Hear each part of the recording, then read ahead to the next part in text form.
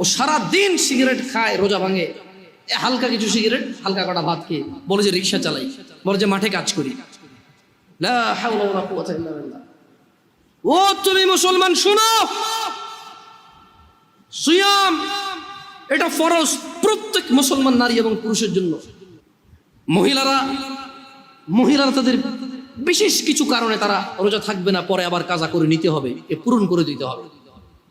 জেনে নাও আমার ভাইয়েরা, যেই রোজাকে তুমি ভাঙছো রমাদান মাসের, তুমি জেনে নাও এটা সাধারণ কিছু না।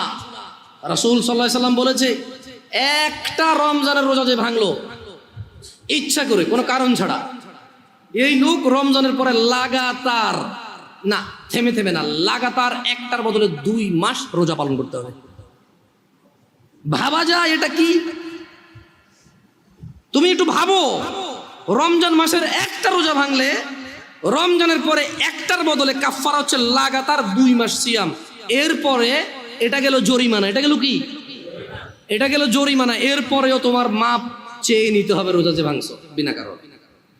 তাওবা ইস্তিগফার, আল্লাহর কাছে ক্ষমা চেয়ে নিতে হবে রোজা ভাঙার কারণে। মানে একটা রোজা ভাঙার কারণে 2 মাস রোজা থাকলো যথেষ্ট, কি বাকি আছে? মাপ চেয়ে নিতে হবে। এবার মাপ পাইছো না পাইছো ওটা কে জানে।